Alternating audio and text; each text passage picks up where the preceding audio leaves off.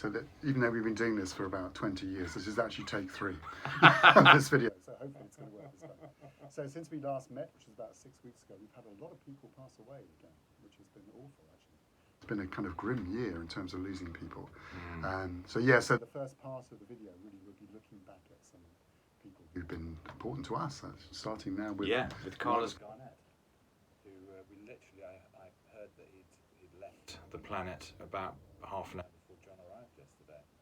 So it was just thinking, I must find something, and I found this Norman Connor's album, which came out on Pure Pleasure a couple of years back, and a fabulous band on this, including Herbie Hubert Laws, Eddie Henderson, Gary Bartz, Buster Williams, Dee Dee Bridgewater and Carlos Garnett on the sax, and we listened to a track called Carlos 2, which he had written and was all about him.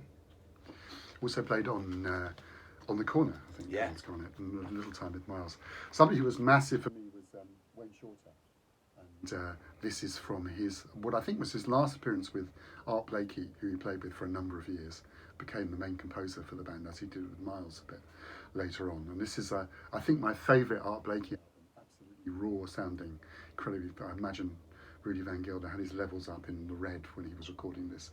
And this is the title track from Free for All, with a stellar band with Freddie Hubbard on trumpet, Curtis Fuller on trombone, Wayne, of course, on tenor, Cedar Wharton on piano, Reggie on bass, and Art Blakey hammering away on drums. Fantastic stuff.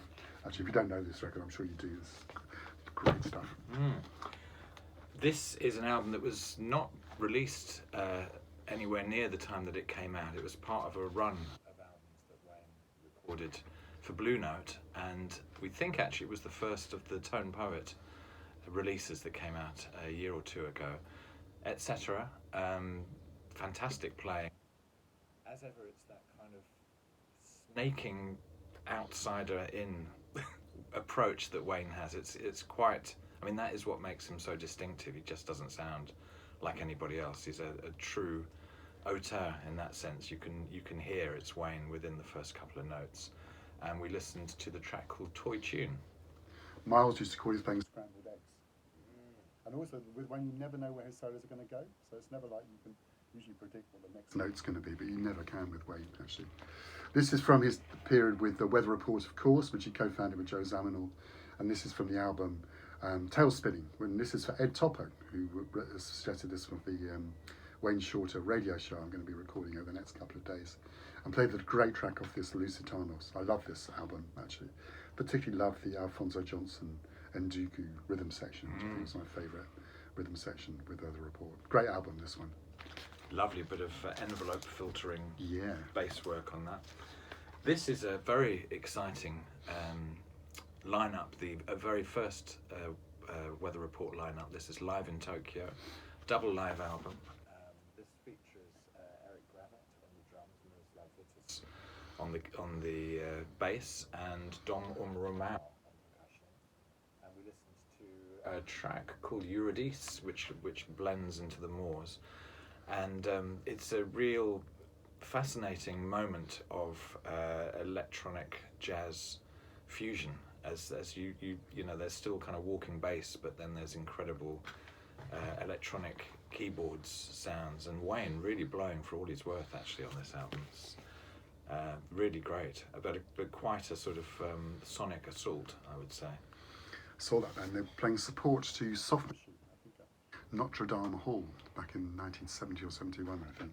Great stuff. And Donna Romao, you want to know, he made some great kind of Brazilian kind of fusion albums late 60s, early 70s, which are really fantastic as well. Then went for a CD, and weirdly kind of didn't sound a million miles away from the Weather Report.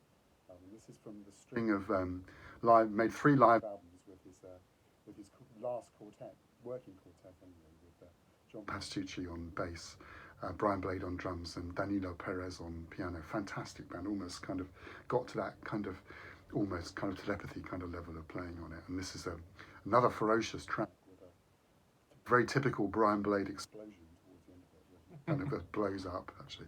Wonderful band. Saw this band twice, actually, and they were just superb as well. Yeah. Well, we stayed with Wayne, but we were keeping that Brazilian connection, and this is the album native dancer that also features Milton Nascimento, quite a few of his songs and his voice as well. And gosh, I'm trying to remember what we listened to. I think we listened to Miracle of the Fishes, which is the last track on side 1. Again, if you don't know this album, this is kind of jazz meets Brazilian, but on another kind of level, really. It's not about bossa nova. There's a second album called Milton, which is with Milton Nash, with almost the same lineup, which was recorded the year after, which is like a part 2 of that as well, which is really nice, with Wayne on it as well. Then the final bit of the Wayne sequence, a gig I was actually at, bizarrely, even though it was recorded in New York. I turned up for a business meeting in New York and found an invite to this concert in my hotel lobby, actually, which is very strange. I never found out any record for me. It was a one-off gig put together by Lenny Wright with Wayne Shorter on saxes, Michelle Petrucciani, who we heard from the last session actually, on piano, Stanley Clarke on bass, Gil Goldstein and Pete Redding on synth. It's got a very kind of slightly 80s sound to it, has to be said. But we listened to a really nice version of Nefertiti of this. It was a very weird, it it wasn't really a proper live gig, it was filmed in front of a studio audience, but it was for a TV special, I think, and it pops up occasionally on YouTube, but it was good gig actually. So definitely massively this Wayne. Yeah. Well, we left Wayne, but we were then sort of talking about David Lindley, the guitarist, who also has passed away in the last couple of days, I believe. Realised that he features on many albums that we have, but this news came again. Actually, maybe we only heard this yesterday, I think. I didn't know. John didn't even know about it. So this is Terry Reid's The River that features David Lindley all over it, actually. And we listened to a fantastic track called Live Life. And I mean, anyone who watches this channel with any regularity will know John and I are massive Terry Reid fans. But just the kind of, it's Conrad Isidore on the drums was just absolutely powering the track along. And some just, Terry has a kind of, almost kind of hard to listen to sometimes when he's in full flight. Yeah. He's a particular frequency, but it's so kind of authentic and soulful in his own particularly soulful style. Wonderful. I'm actually quite glad he never did join Led Zeppelin, because he had those other records actually. Yeah. And then I do a session first. I played one of Mark's records then as well, because I didn't have any David Lindley with me, but I would have, if I'd known he'd died, I would have brought this one along, which was the third or fourth, I think, Jackson Browne album called The Pretender, and played the track called The Fuse. I mean, Jackson Browne's a kind of acquired taste, really. Sometimes I really like him, sometimes I can do without him, actually, I have to say. But this track, The Fuse, off this album's a great one. And he did do a great run of albums, actually. And there was some wonderful slide playing from David Lindley on it as well. You're going to officially hand that back to me, Joe. I'll put it in his sleeve first if I give it back to you. Okay, well, again, another giant who'd left us since the last video was David Crosby. But I think I've done a whole radio show with Crosby tunes on. If anyone wants to listen to it, on the links below, there'll be a great Wayne Shorter album tribute coming soon from John. This is one of the run of albums that Graham Nash and David Crosby made in the 70s, all of which are really worth listening to. Again, David Lindley featuring on quite a few of the tracks here. We listened to a David Crosby and I think Graham Nash co-wrote the song Naked in the Rain. Yeah, I mean a huge spirit who's left, who in a way kind of had a bit of a renaissance. There's some really great music that Cros was making in his final years, having only ever done one solo album, it appears. I think the records he made with Becca Stevens and Michael Lee are really nice, actually. Yeah, and here I am officially handing back in front of 500 plus witnesses. Yeah, I think probably Jackson Browne and David Crosby were fighting it out on the unpopularity space as well. But nobody can beat Crosby on that level, I think. But I don't know when. It must have been a break of some kind, so I pulled out the first Rufus album. Don't listen to anywhere near as much as their other ones, and they hadn't really quite got their kind of sound together. Yeah, but there's still some good tracks. Also some terrible tracks on this record actually. But played a version of Maybe Your Baby off that Stevie Wonder song, which sounds very much like Rufus were to be in the next few albums actually. But there's one or two kind of rock tracks on here which are really stinkers, actually. But anyway, always good to hear Shaka.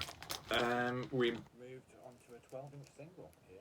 This is a track which came out, I think, in the early 2000s. Completely passed me by, and it's by Ultranate, who I know, and probably most people know, for the track Free.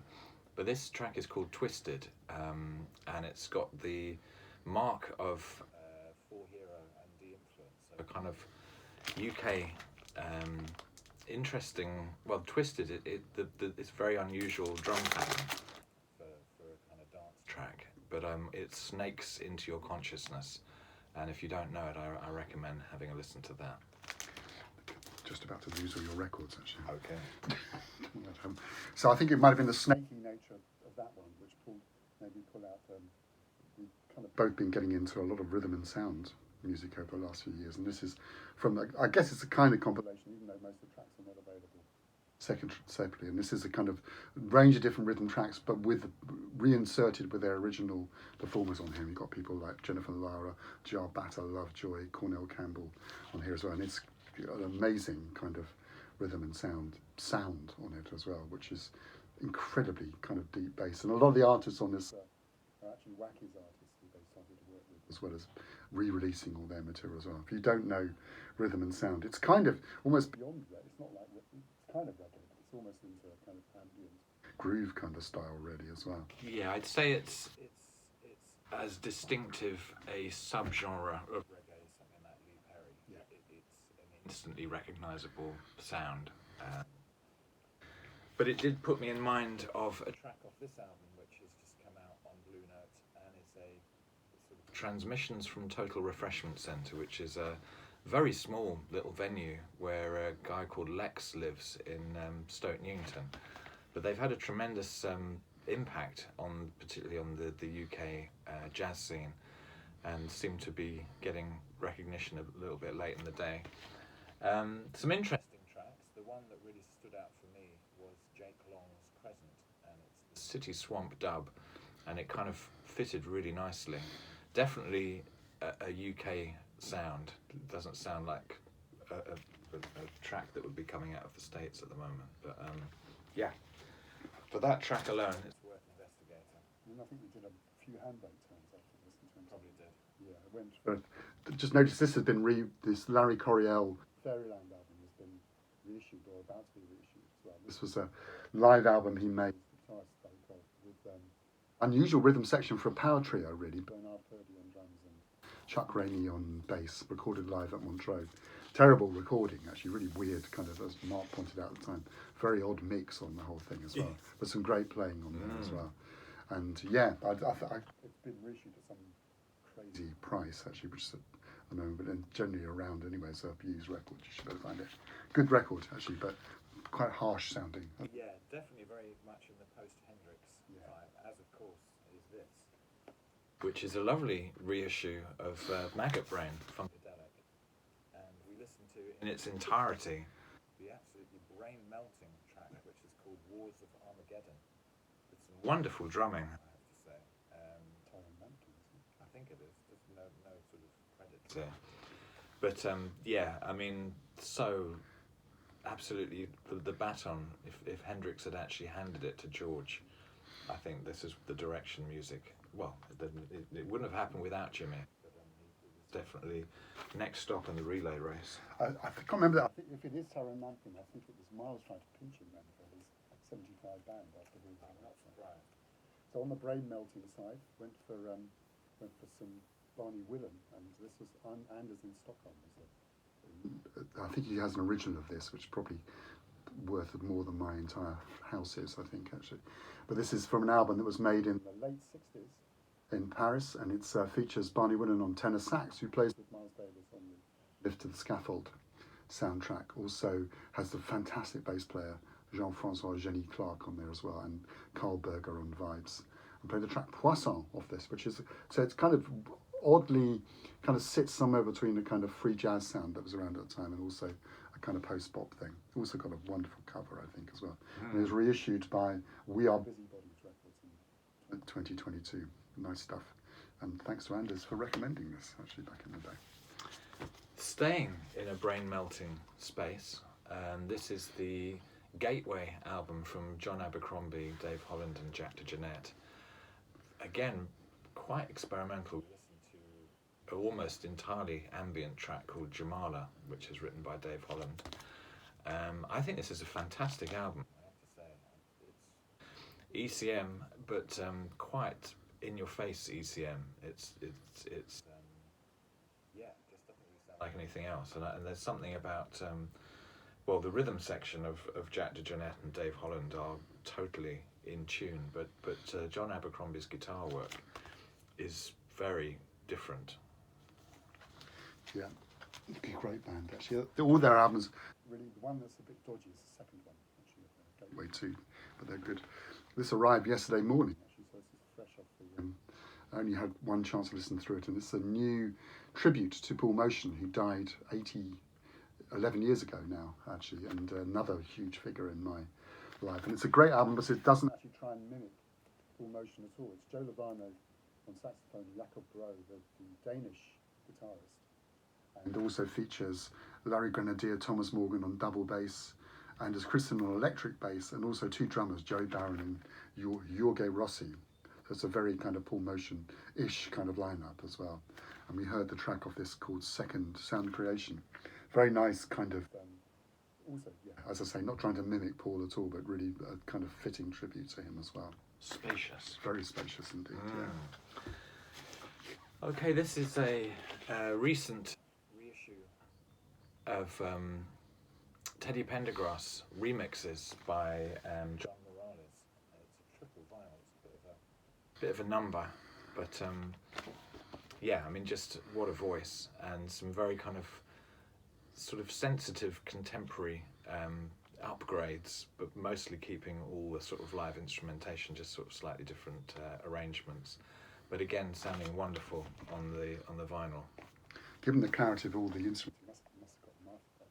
I definitely have. So you want a bit? I think I might have played this in a session a very, very long time ago, but possibly even pre-video. So you probably don't even. It's a record by the California Executives. We only made one record, as far as I can tell. I've just noticed this version is not on Discogs actually, and it's a tune called "I Don't Know Why," which is a strange kind of almost like a cross. Somebody doing a reggae cover version of the Dells or something like that. So kind of really interesting, big sounding record actually, and that was it. I think they made one record and possibly another EP, but that was pretty much their entire output. So I got it during a time mid-80s when I was buying I got a bit fed up with the prevailing sound of most soul and R&B, and I was buying a lot of independent stuff from the States around that time, small label things. I had a real kind of rare groove. Yeah, I mean, almost literally. Yes. Couldn't be more two-step in that one.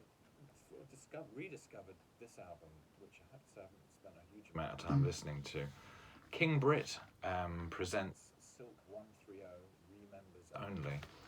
This came out, I think, in 2000 and 2001. And King Brit, who's a DJ really, but seemed to be connected with a lot of great musicians and features people like Alison Moyet, Martin Fry, Kathy Sledge, all kinds of people. Grover Washington Jr. even makes an appearance, and James Poyser, who was the keyboard player on a lot of the Soulquarian collaborations. To be fair, it's not the greatest album, but the track I Can't Wait, featuring Twyla, which is only 3 minutes 12, but really punchy and worth seeking out. Then we went for tribute time again, and somebody else we've lost in the last few weeks has been Trugoy, plug 2 from De La Soul, and played the title track of Stakes. I couldn't find my vinyl copy of this, which is a bit of a worry. And yeah, I think my favourite De La Soul album, also one of the very earliest appearances of Dilla on record as well. Just a great, I'm always kind of massive fan of De La Soul. And as I say, this I think is my favourite. And following up with another De La Soul album, mainly because I've just got this. This has just been reissued on a double album, and sounding very, very good. And I never actually had this when it originally came out. And it's been hard to get hold of this album. I Flooded, which also featured the Jungle Brothers and Q-Tip. Then another handbrake turn. And we went for a track off. I wanted to play a John Holt track actually, and pulled out this compilation, which I'm sure I've pulled out before actually. But all these Dynamite compilations on. I mean, if you haven't got a massive reggae collection, the whole series of 100%, 200%, etc. Dynamite sessions on soul jazz are great compilations, and played the John Holt track, which is called "I'm the One to Blame." Steve, Psych in the Valley, had shared a 7-inch single of the track that people got to know from this album, and it got me listening to Ghettoology again, Sugar Minot, and we listened to Never Gonna Give Jar Up, and this is a amazing early Sugar album, just with absolutely amazing cast of players on this, but there's that sweet honeyed voice, but a very kind of conscious album. Yeah, on the Trojan record label. And then we had scientists meet Euridyce and played the track Flabber Goes Wild. For definitely a bass feature record actually. And this is the good. I haven't played this one for a while. Also, I'd never noticed it was actually purple vinyl today. Okay, we've moved into 7-inch territory, and I've been wanting to get the Simande album, but I couldn't get hold of it from my local record emporium, so I ended up just buying the 7-inch for The Message and Browne. And again, if you don't know Simande, yeah, Fog is good as well, and Brothers on the Slide. I mean, it's a good album, but this sounded great on a 7-inch. And again, it's that thing where you've kind of got musicians coming at a genre with a slightly different take, and this was sort of mid-70s UK, a lot of sort of people with West Indian sort of heritage coming together and just doing their thing, and really took off in the States. And Simande, I noticed, are headlining at the We Out Here festival, so still going. I remember Mark a few sessions ago when we were chatting and said he'd never heard the Bob Stein-Robin playing with Bob Dylan. So I thought, I know Mark's such a huge Bob Dylan fan. So I thought I'd bring it down and torture him for 4 minutes or so with Joker Man off this. But it's great. Bob Dylan basically heard Stein-Robin playing with Grace Jones and decided really like. I understand, but he decided really like them. And this one has a great kind of bass line from Robbie Shakespeare on it. As well. Really does, actually. Yeah. As you say, it owes something to the nightclubbing track from Grace Jones. Well, somebody else who left since the last video, of course, another absolute giant was Burt Bacharach. And again, there's shows to be heard on our various radio shows that feature music from him. But a track I didn't play on the show is a great tune, One Less Bell to Answer. And this is Fifth Dimension, who I've really sort of discovered since the Summer of Soul film that Questlove was working on. Came out a couple of years back. I think they're great. This has also got Feeling All Right on the B-side, which is another great tune. But yeah, what a giant. There's a great Miles story, which I think is Dave Liebman's story, I can't remember, but somebody who first met Miles in his hotel room, he was playing, there were 2 record players in the hotel room. One was playing Fifth Dimension and the other one was playing Stockhausen, which I think says something about Miles's temperament. Then went for Colin Blunstone from his, I guess, first solo album, One Year, which I think we probably featured on the videos much before, and just played the great track Misty Roses off here. It was such a great album, actually. It's wearing a great hat on the other side. Yeah, that's right, absolutely. Yeah. Which we should all be wearing hats like that. And I noticed the Zombies are actually coming to Faversham in the summer with Colin Blunstone and Rod Argent. Amazing. Could be good. Yeah, it could not be good. Well, apparently Colin can still sing. I'm sure. Greg Allman, Laid Back, an album that I remember, well, that particular track I remember back in the 70s. There was a radio show on Capital Radio called Your Mother Wouldn't Like It. Featured a guy called Nicky Horn. And my mum probably would have liked this track, actually, as it goes. But the track the album is Laid Back. We listened to Midnight Rider. Yeah, it sounded wonderful, actually. Really sounded great. think Nicky Horn must be one of the few DJs in that time not to be in prison now. Yes. Child molestation or something. J.J. Cale kind of fitted that, well, the particular track actually of the sensitive kind fitted that kind of similar kind of vibe. This is J.J. Cale with a slightly extended lineup from his fifth album, with some strings and some horns on there as well. Just got a similar kind of vibe to the Greg Allman, which did actually sound absolutely fantastic, I have to say. And that's how we ended the session. It was. And yeah, there we go. We've gone in 25 minutes. That's fantastic. Short and sweet. Absolutely. And as ever, thank you for watching, commenting, liking, whatever, sharing ideas, sharing other bits of music for us to listen to. All appreciated.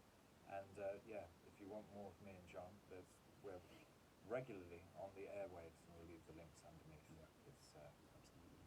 this video. And look after yourselves. See you later. See you soon.